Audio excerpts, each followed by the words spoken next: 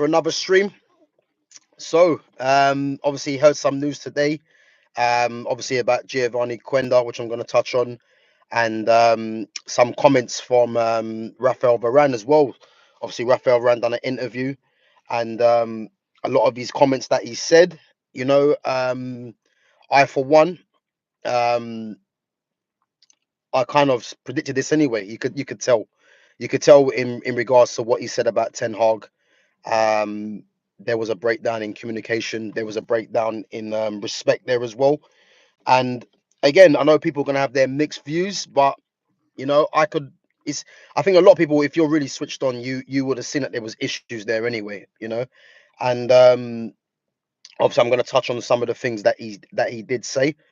Um, in a minute. But yeah, guys, make sure you smash that like button, and again, make sure you subscribe to my YouTube channel at Gav Goes In, and obviously subscribe to me, guys, on obviously on my other socials as well, Twitter, Instagram, TikTok, and obviously YouTube. So yeah, make sure you subscribe and smash that like button, and also, guys, as I said, give me some questions that we can react to as well. So yeah, obviously, there's been reports today that United have agreed terms with personal terms with Giovanni Quenda. I mean, to be honest with you, I think first things first. I think obviously, as this is what Man United do. Whenever there's a bit of upheaval from the club, in terms of the previous transfer window that was non-existent, I would say. I know Patrick Dorg obviously came in, which is I'm happy with that signing, but what I expected was a lot more. Um, I think what United do, they they kind of put these stories out to kind of get everyone excited. Me personally, I'm not really interested in any stories because um, United had the chance to make some signings and get rid of players in that window. And again, to only bring in Patrick Dorgu is unacceptable. So the fact that, as I said, that they've agreed personal terms with Giovanni Quenda, again, it's not really groundbreaking news because to agree personal terms with Giovanni Quenda, who's playing for Sporting Lisbon, isn't going to be a massive shock anyway. And it's something that can be done easily. So um, the fact that there's reports that they've agreed personal terms, again, it's not surprising because agreeing personal terms with Quenda it should be a straightforward discussion anyway. The problem is going to be is agreeing the fee with Sporting Lisbon, and obviously there's reports that Sporting Lisbon want close to 50 million. I think United could do a deal where it includes add-ons. If certain clauses are hit, i.e., qualifying for Europe, might be some clauses in there. I think that would work better. And probably giving them probably 30 million up front with some add-ons. I think that could be a deal that gets over the line. For those of you that have just joined in, just talking about the reported personal terms agreement with Giovanni Quenda. And obviously, I'm going to touch on Rafael Varane's comments as well in regards to Ten Hag, which, as I said before, um, I kind of suspected that there was problems there anyway. Um, so yeah, so guys, yeah, if you got any questions to make, any comments, make sure you put that in the comment section. Smash that like button and subscribe to my channel at Gab Goes In. So yeah, as I said with Giovanni Quenda, um, again, a signing that I'll be very happy with. I think with Quenda as well. Quenda for me necessarily isn't just a Ten Hag's a Ruben Amorim signing. I would say I think Quenda is more of a club signing because even though Quenda plays as a right wing back in this system 3-4-3 system, I think he's a club signing in a sense of if even if Amorim was to get sacked, Quenda could also play as a right wing forward as well. He could also play, I believe, as a left wing back if need be. So he can cover multiple positions. But I think even if a manager came in and played a 4-3-3, he could play on the right side of the three. Even if the manager come in and played a 4-2-3-1, again he could play on the right side of a 4-2-3-1. So I think, yeah, regardless of if Amarim's here or not, for me, he's a sign that needs to happen anyway. Because I think the potential of Quenda, I mean, he's only 17, turns 18, I believe, in April. So he's a must sign for me. So he isn't just an Amarim signing for me. He's also a club signing and a kind of signing that United need to be targeting. So yeah, I'll be happy with the acquisition. Again, the outgoings are going to influence some of these signings. Again, Garnacho will be pure profit. So getting rid of some Garnacho for about, I would say about 50 million, if anything, between 40 and 50 million, I would say I'll be happy with. If that happens, again, that will allow you to go into the market and do some business. Again, getting players off of the wage bill, the likes of Christian Eriksen. If you can get money for Casemiro, get him off the wage bill as well. Even though again, Casemiro has been a great servant to the game. His wage obviously is a bit high. So if you can try and get him off the wage bill, that'd be great. And then obviously you got players like Rashford, Nacho, again, which will be pure profit players. Getting rid of them because of the quality level of them players as well. Anthony, I wouldn't be adverse to keeping Anthony in the squad, but again, if you can try and get some sort of money from him, which is going to be a bit difficult, and get his wage off, Lindelof, another player. Obviously, you got Rasmus Højlund. He's someone that needs to be moved on. But again, because of his low level of ability, are there going to be any takers? I'm hoping someone's silly enough to put in a bid for him. And United take the bid. Really, I think anything between, because he costs 72 million. If United can try and get about between 30 and 40 million, um, again, I think that'll be good business for the club. But again, yeah, the outgoings are going to be important. That's what I will say. But yeah, no, Giovanni Quenda, man. Very happy with that signing. And again, it's just interesting to see what United are going to be doing in the summer, because again, that transfer window in just gone was an absolute shocking bit of business. And again, as I said before, it's what United do. They kind of put stories out there to get a lot of fans excited. But for me, I'm not excited because you had a window to try and make some moves, and you failed to get some players gone, and ultimately only brought in one player. So yeah, it's pretty poor, man. But guys, yeah, if you got any questions to put in the chat, as I said, make sure you smash that like button, and make sure you subscribe to my channel at Gav Goes In on YouTube. Um, so yeah, let me know, man, if you're happy with the Giovanni Quenda signing. If he comes through in the summer, do you think that he will be a club signing, or is he just an Amarim signing? For me, definitely he would be a club signing without fail. I mean, there's been reports that he's very similar to Bukayo Saka. I don't believe he's similar to Bukayo Saka. I believe he's got a lot more quality, in my opinion, than Bukayo Saka. I think Saka is more of he's more efficient. I think he's more of an athlete as well. Whereas I think Quenda has a touch more quality about his game from what I've seen. And for sure, the only resemblance to both players that they're both black.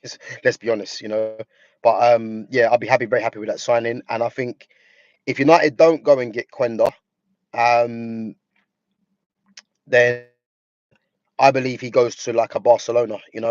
Obviously you'll have Lamine Yamal there, but I think he's a talent that shouldn't go amiss really. So he will go to a top club, I believe, eventually. And who's to say he won't go to a Man City, to even a Liverpool, to a Chelsea, you know what I mean, to a Barcelona, to a Real Madrid, because I think he has that potential. And again, he's only 17, turning 18 quite soon. So um, yeah, I think United need to do their best. And again, having Amarim there, I think Amarim will have that pull.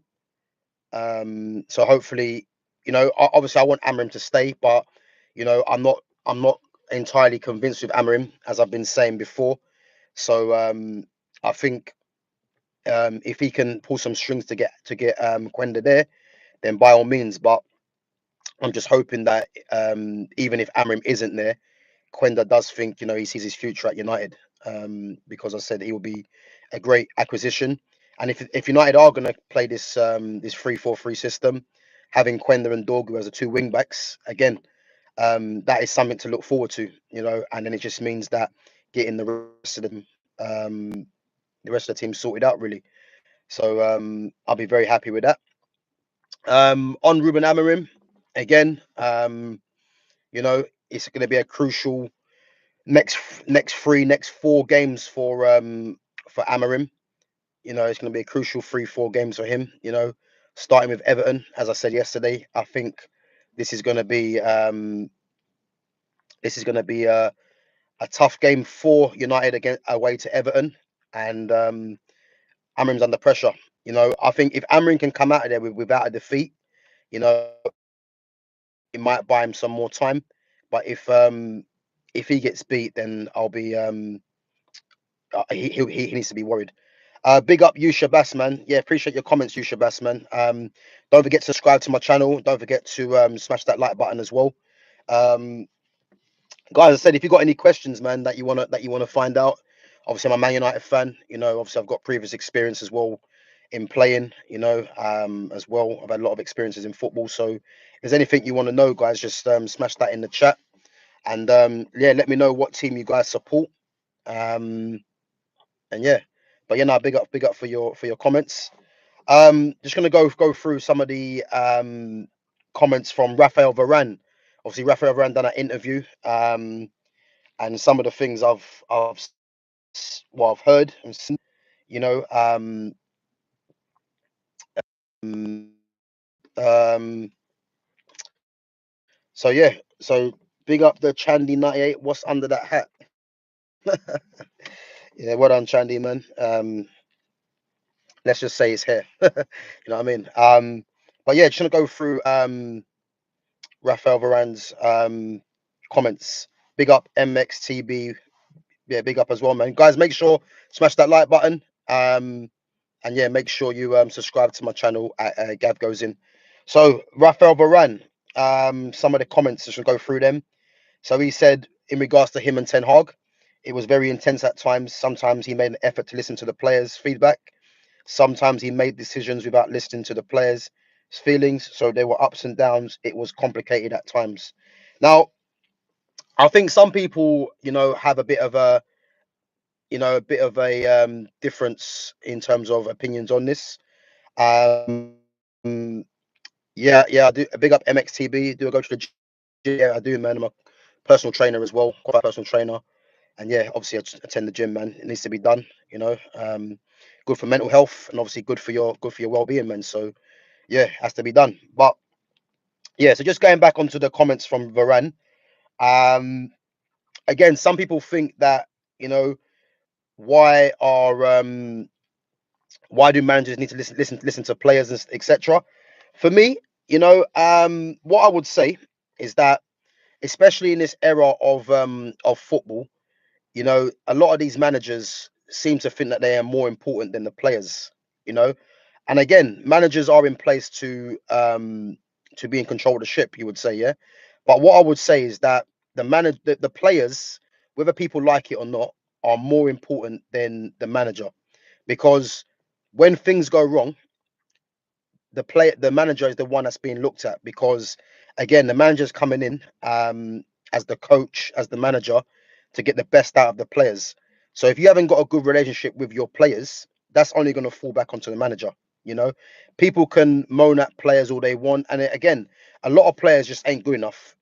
But what people need to realize, regardless of what a lot of people say, players are more important than managers. They are, because if you've got players that are not performing for the manager, guess what? The manager is the one that's going to get the boot, not the players, more times. Do you know what I mean? So obviously back in the day when you had the likes of Alex Ferguson, you had Obviously, Jose Mourinho when he first came in, Arsene Wenger. You could say that the manager was more important, but again, it's give or take. It works hand in hand, I would say, because the fact that Rafael Varane is coming out saying that, and again, Ten Hag is someone really that he's only really done anything of note in the Eredivisie. You got Rafael Varane, who's a time Champions League winner. He's a World Cup winner as well.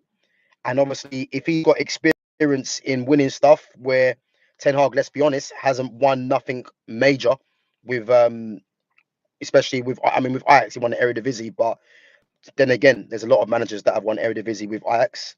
So for me, I do think it's important for managers to listen to players, especially players, i.e., like Casemiro and a Varane, guys that have stuff with better managers. Let's be honest, yeah. So if they're coming in trying to put their input in, then Ten Hag needed to listen to someone like Varane. And again, I said when Varane and Casemiro both came in, they needed to be made captains of the club because these guys breed a winning mentality. They are the most experienced as well, the most they're the most experienced players from the squad. So obviously, you had Ronaldo coming in as well, which would have been in that boat. But Casemiro and Varane definitely should have been listened to. And as I said before, the fact that Varane and Casemiro had to be captained by the likes of Harry Maguire and Bruno Fernandes, that just shows you the big problem there. If I'm owner of the club, the first thing I'm doing, or if I was the Glazers or if I was Ineos, the first thing I'm doing is making sure that my captain's in place, and I'm making a Varane or a Casemiro captains because these guys are the big personalities in the dressing room. They're the guys that have won the most, and that's just a basic thing you would do, you know.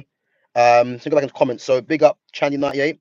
Do you think Arteta should get sacked for spending 800 million and winning nothing? Chandy 98. If I'm honest with you, Arteta should have been sacked 2 seasons ago.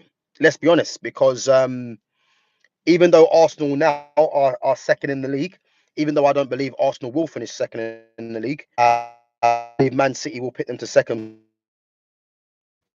Arsenal, when Arsenal were battling City for the title, I believe 2 seasons ago when they were playing great football, that was Arsenal's chance there and then. But for me, they've actually regressed Arsenal. They've brought in Declan Rice, and Declan Rice is a workhorse, but in terms of what they actually needed, he's diminished their quality. I mean, he's decent from a corner kick, but in terms of what they needed in that position, and to spend 100 million on Declan Rice, for me wasn't good business. If I'm honest, the fact that they still haven't got a number 9 striker to get them goals is a problem. The over reliance on Saka is a massive problem, and now obviously he's got injury. In terms of their centre back pairing in Gabriel and Saliba, I do think along with Van Dijk and Ibrahim Konate, that's the best pairing in the league. And again, they've come in, they've both of them together are a solid partnership. Yuri and Timber, again, very reliable at the back, at right back, can play left back as well. He's been a good signing for them. Obviously, Lewis Skelly is a central midfielder, obviously playing left back. He's been a great find for them as well, and he's only going to get better. You look at um, Thomas Partey again. Thomas Partey's legs are going. He's still arguably probably your best central midfielder, I would say. Mika Marino, I know he got 2 the other day, but he hasn't nailed down a spot in there as well. I think attacking wise, again, on him. If you look at Trossard, I think Trossard's regressed as well. Trossard coming in from Brighton. I believe Trossard would have gone up a level, but I think Trossard in a way has stagnated. So yeah, I think he needs to. I think they would eventually need to improve on Trossard as well. If I'm honest, because yeah, he's definitely stagnated. Martinelli for me isn't good enough. I think when he come through as a striker under Emery, he looked exciting, but it's very clear now that he's obviously his position is a left winger, and I think you'll see him stay there for the foreseeable. And then you got Kai Havertz again, who was brought in as a midfielder, who is now playing as a false nine, you would say. But Kai Havertz again isn't the level required for Arsenal to go to the next level, and Gabriel Jesus is injury prone, and again isn't the level required to go to next level. So for me, do I believe Arteta should be sacked? Yeah, he should have been sacked 2 years ago. This season, as I said, I think they're not going to do nothing this season. I don't see them winning anything. Obviously, they're out of both the FA Cup and Carabao Cup. Champions League, I believe, if they meet a Inter Milan, if they meet a between a Real Madrid and a Real Madrid and a Man City, whoever goes through, or a Barcelona, or Bayern Munich, I think if they meet a top team, I don't think they have enough to get through to get past those top teams over two legs.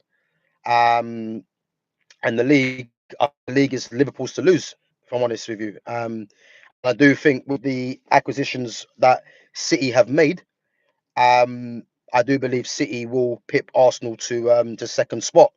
So yeah, man, I would say at the moment it is worrying times for Arsenal. I know a lot of fans will be a bit excited to see that their team's second in the league. Second in the league just means you're the first loser, really. Let's be honest.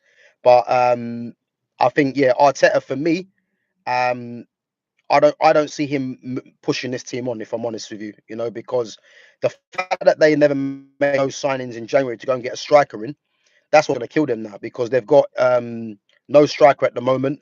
Um, Ethan Wanieri is a top player, and again, when the likes of Saka comes back, obviously Odegaard is a good player as well. Is a good footballer, Odegaard, but for me needs to do a lot more. But for me, Ethan Wanieri, when Saka does come back, they need to find a place for Wanieri. If Arteta drops Nwaneri when Saka comes back, again, that's going to be another mistake from Arteta because when it comes down to pure ability, Nwaneri already is up there. He's probably, I would say, in terms of pure ability, he's probably in the top two. That's how good I think Nwaneri is, and it's gonna be it's gonna be tough for Arteta to leave someone like him on the bench because he's that good.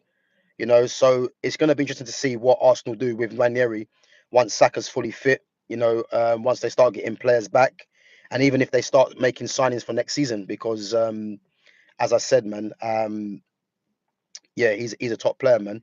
But yeah, man, say for your comment, man. But that's my answer. Do I think Arteta should be getting sacked for spending 800 mil? 100%, because a better manager for me wins them something already. Yeah.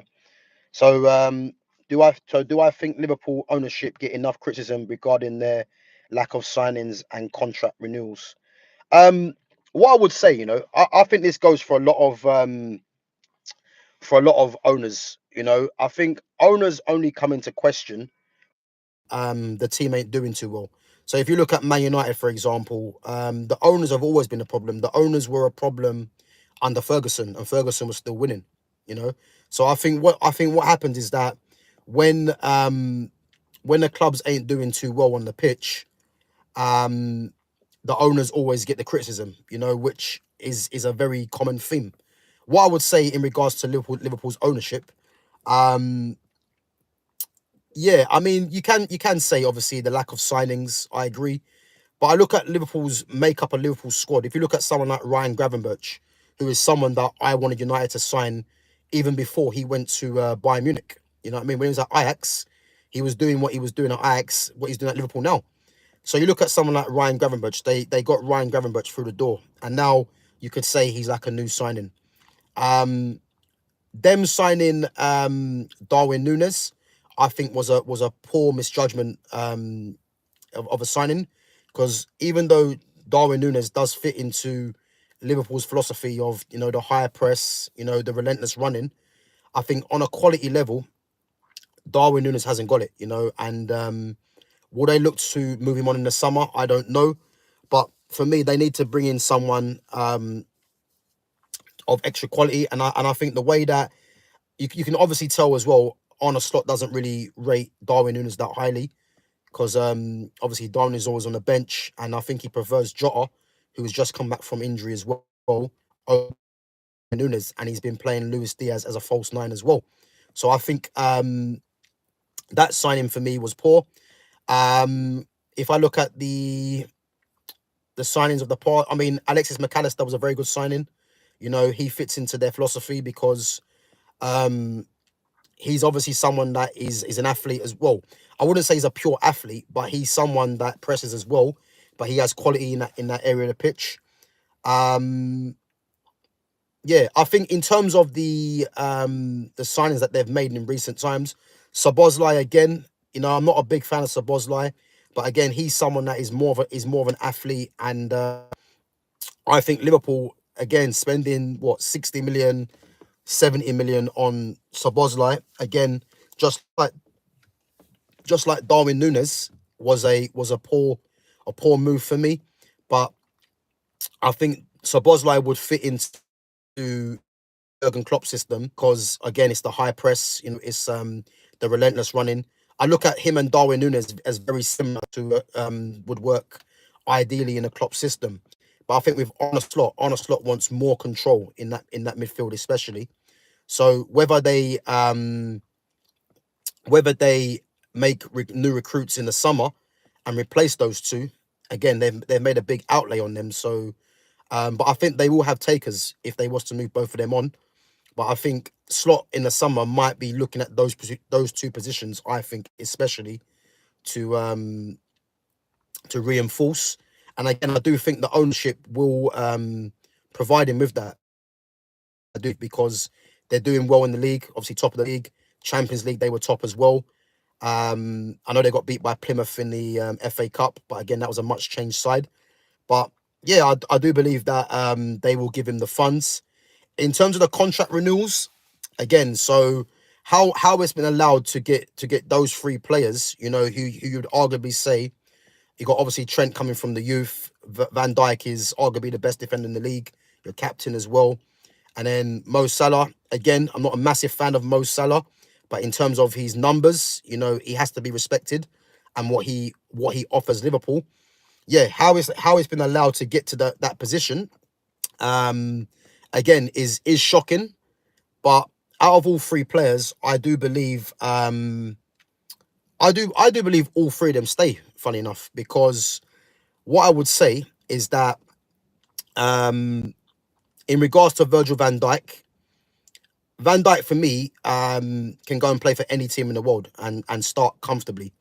The thing with Van Dijk, the reason why Van Dijk's going to stay for me at Liverpool, because if you look at his age, I think Van Dijk's what 30, I think it might be 31, 30, 31.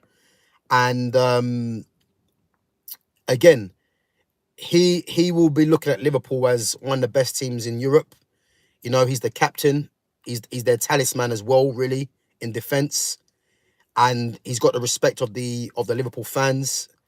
You know, why would he leave? And I believe that Liverpool as well would pay him what's required to keep him, because if you get rid of Van Dijk, going out to go and get someone of his stature and his standing in the game, you're looking at spending the amount of money it will cost to keep him anyway. And again, is there anyone that's out that's going to be available? So for me, Van Dijk's going to stay for sure. And the only way Van Dijk goes is if he has his head turned by a Saudi, and Saudi offer him ridiculous amount that he can't say no to. But I do believe that Van Dijk is more. I don't think Van Dijk's interested in the money as such. I think Van Dijk just wants to create a legacy at Liverpool and keep playing for them as long as possible. And again, if they keep Van Dijk, the way that Van Dijk plays, yeah, they're gonna enjoy more more things with more success with him. Also, Van Dijk is 33, 34. So again, I think the way that Van Dijk plays, having like a Kanate next to him massively helps, because Kanate obviously is an athlete, and I I think Van Dijk can quietly go about his game, not having to overexert himself as much because you've got someone like Konate who's very athletic. So, but yeah, I can see Van Dijk staying. Um, if I look at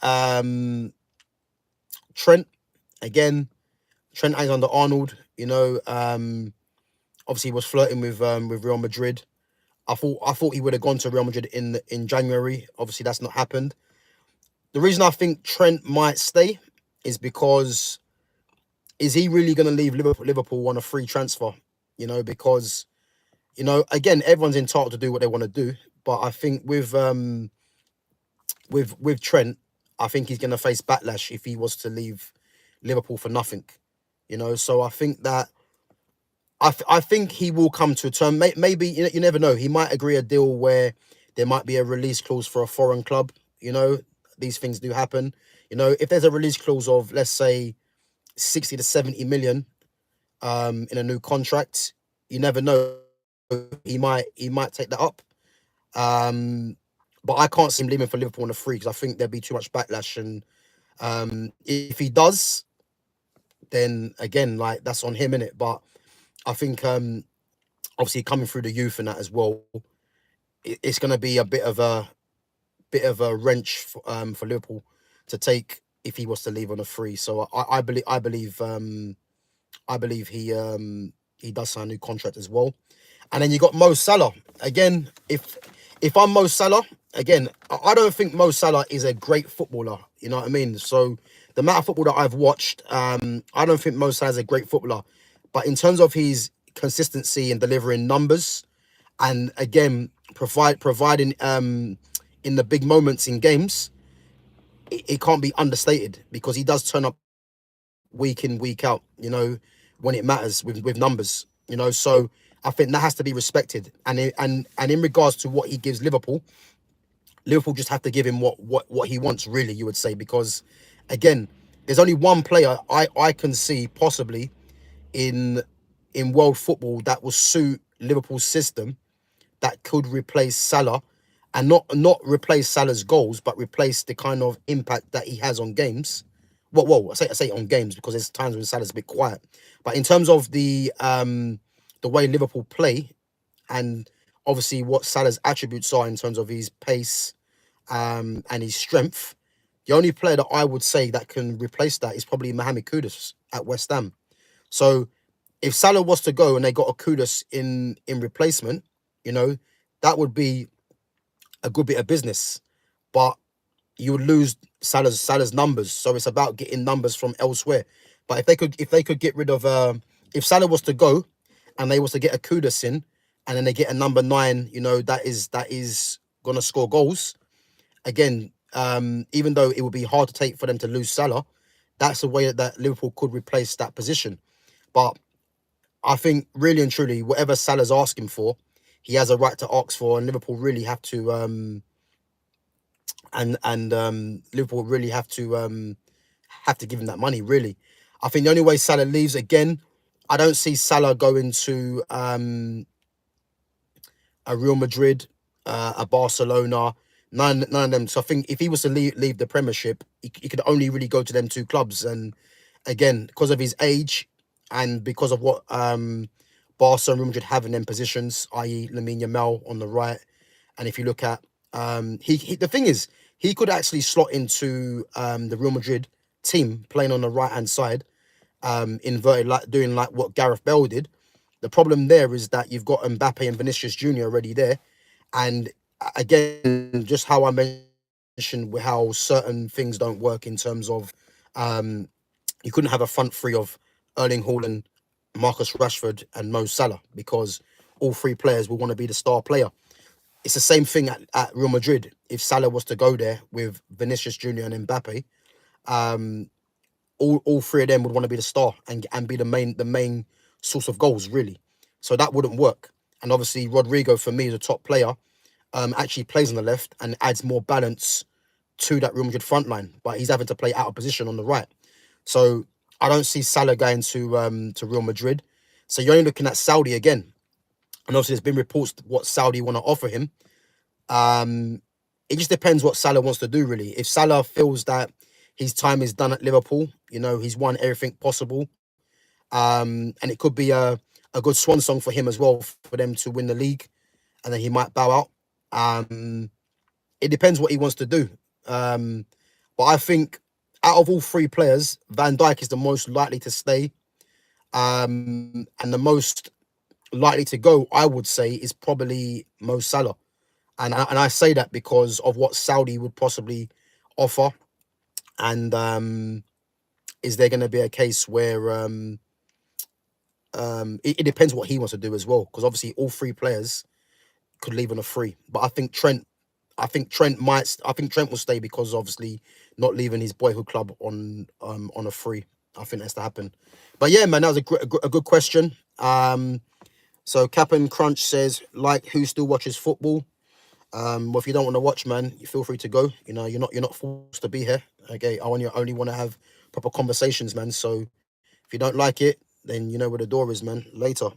Um, but yeah, guys, big up for the comments. I should go on to Varane's other comments in regards to Eric Ten Hag. Um, so he says also, we had a robust discussion. We told each other truths, but then I didn't play for almost 2 months. I said I didn't agree with certain ways of doing things regarding the relationship between him and the team. It wasn't something that I thought was good for the team because some of the players were not at all satisfied. It was not good in terms of the relationship with the coach.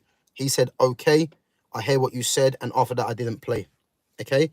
Again. So, you know, some people might think who like Varane has no right to say anything.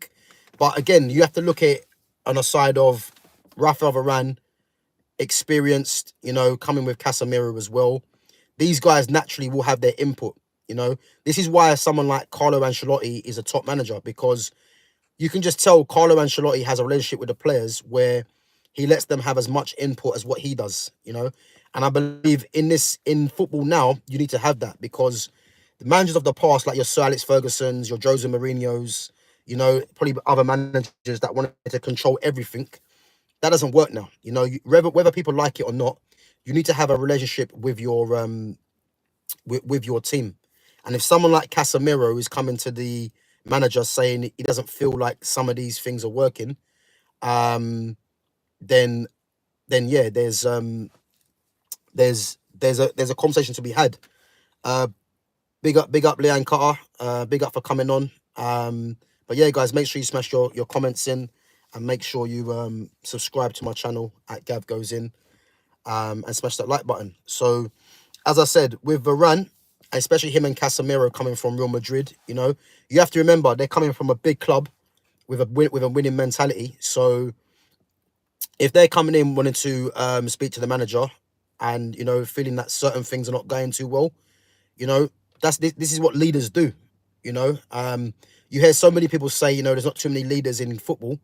So they're doing things that leaders do, you know, by saying to the manager he doesn't think certain things are happening well, and things need to change, which I'm all for, you know, because again, if you're on a team and the team just keeps losing, you know what I mean, you're not going to you ain't going to just stay there and just be happy to keep losing, because again, it's all going to come back onto you. So I'm happy with what Varane said there. I have no issue there. And I don't know if you people remember, there was a Champions League game, I believe, where I think Varane come off the bench, and you can tell Varane's head was gone. And bearing in mind, Varane is a calm, composed defender, but you can clearly see when he come on the pitch, he was not happy. And I've never seen Varane like that ever since I've seen him play. And as I said, Varane was getting consoled by Andre Onana, but you can tell Varane was visibly pissed off. Let's be honest. So and that's when I thought, you know what? There's been a breakdown in the relationship with the manager and player.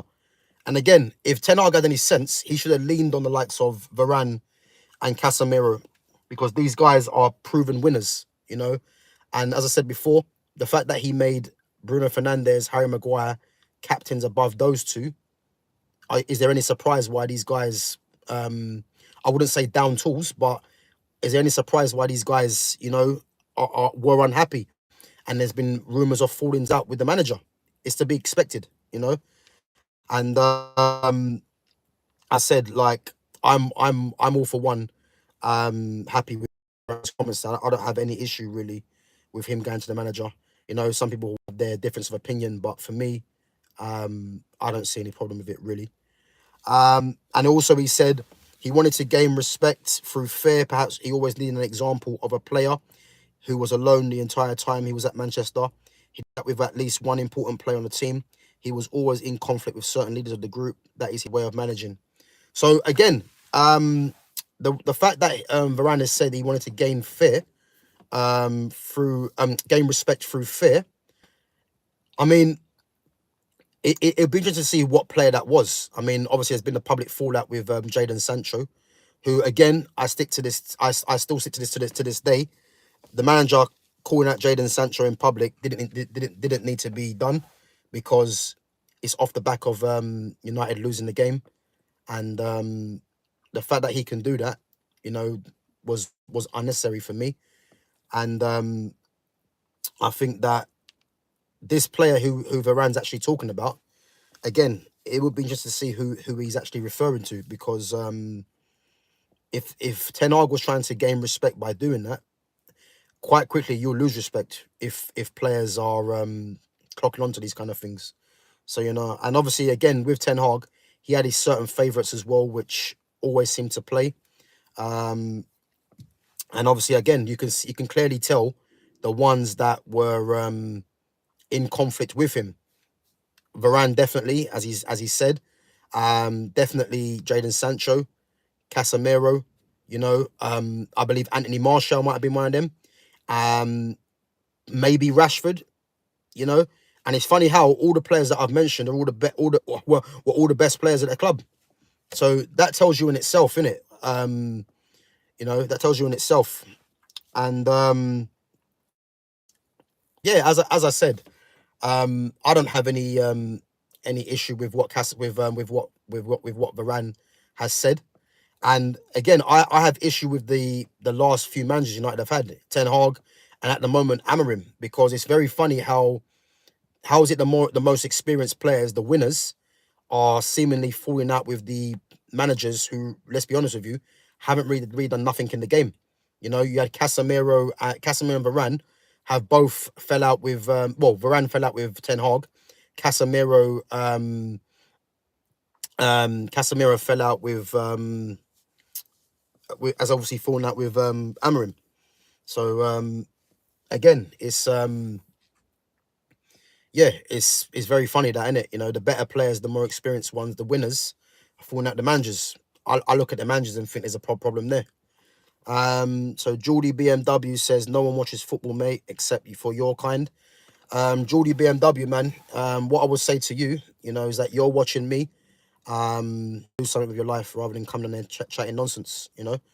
But yeah, guys, sorry for that one. But as I said, guys, yeah, I haven't got a problem with Varane with these comments.